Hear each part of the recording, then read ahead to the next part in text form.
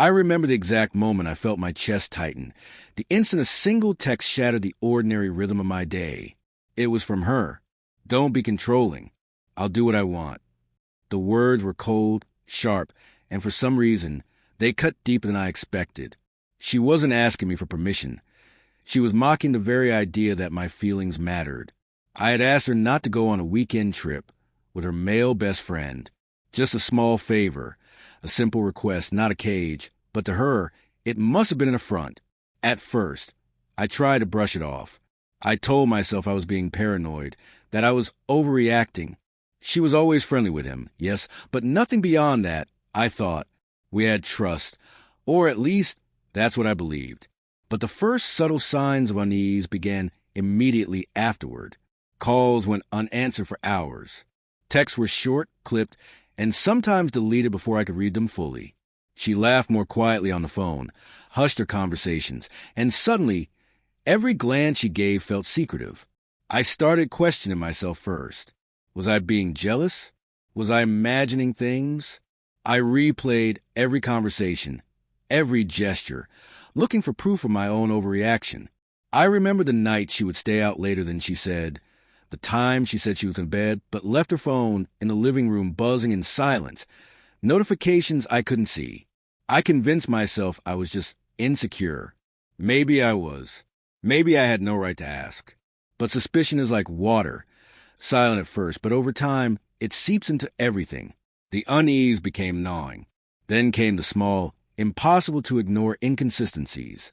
She would leave a room abruptly when my phone rang. She became defensive over simple questions. And worst of all, there was that one evening when I caught a notification light flicker on her phone. An unfamiliar name, a name that set my heart racing with dread. I told myself to stay calm. I told myself to breathe. But something inside me knew the truth was coming. And it did, without warning, like a punch I couldn't prepare for. I was scrolling through her messages on the shared tablet. We had always shared devices, a habit I never questioned when I saw it. Flirtatious texts, late-night laughter captured in words, plans made in secret, jokes I wasn't meant to hear. My stomach sank. My hands shook. The betrayal didn't feel like a cinematic revelation. It felt like 1,000 small knives, each one cutting through every memory, every promise, every "I love you" I had held on to. I confronted her that night. I walked in as casually as I could, though my heart was hammering. "We need to talk," I said. Her face turned red, not with fear or guilt, but with that infuriating mix of amusement and defiance. "About what?" she asked, mockingly. Her tone was a challenge, and it hit me harder than the text ever could. I showed her what I had seen. The laughter, the secrets, the hidden messages. And she laughed. Not a nervous laugh. Not a remorseful one. She laughed in my face. "You really think I can't have friends? You really think this is what you think it is?" Her voice was loud, cutting through the tension, drawing the attention of our neighbors, who had stepped outside at the sound of raised voices. She had made it public. My humiliation was complete. I don't remember much of the next hour, just a blur of anger, disbelief, and heartbreak.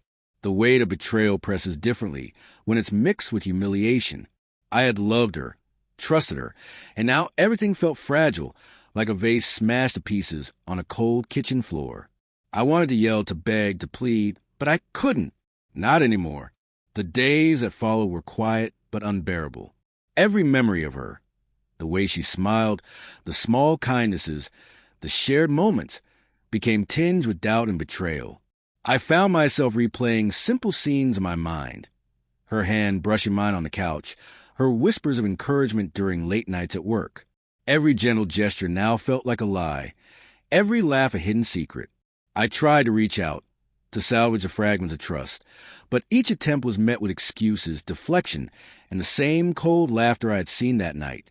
She wasn't apologetic. She was unrepentant. And slowly, I realized something I didn't want to admit. Love isn't enough when trust is gone. The turning point came quietly. One evening, she left for another of these friend trips. I stood by the door, watching her leave, and I felt an unexpected sense of calm. Not relief, not joy, just clarity. I had been holding on for both of us, but it was time to hold on for myself. to my own dignity, my own heart, my own sense of worth. I didn't yell. I didn't beg. I didn't cry in front of her. I simply closed the door behind her, and for the first time in months, I felt the space around me breathe. And in that silence, I found something I hadn't expected. Strength. Quiet, steady, unshakable strength. I kept the apartment. I didn't immediately reach out to friends or family. I didn't need to. I had to face this alone, feel the grief, the anger, the sting of betrayal in full, and then let it pass. The humiliation faded. The anger softened, and what remained was a clear understanding of what I deserved: honesty, respect, and someone who would never mock my heart publicly. She returned days later, smiling, unaware of the storm she had left behind.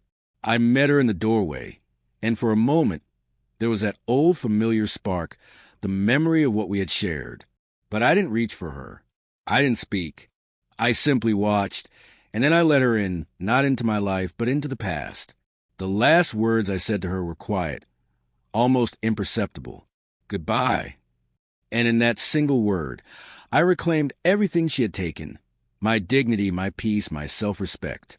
She left, and I finally let myself feel the emptiness, the loss, and the strange, subtle relief. It didn't happen all at once. Healing never does. But every day afterward, I remember that laughter in my face, the betrayal made public, and I realized I was stronger than I had ever been. Not because I had endured her deceit, but because I had finally chosen myself. Some nights, I still think of her, the life we almost had, the moments that now feel like illusions, but the pain has softened into something quieter, a reminder that trust, once broken, is a sacred thing, and that respecting yourself is worth more than any love that comes with mockery. And sometimes in the silence, I even smile. Not because she's gone, but because I survived.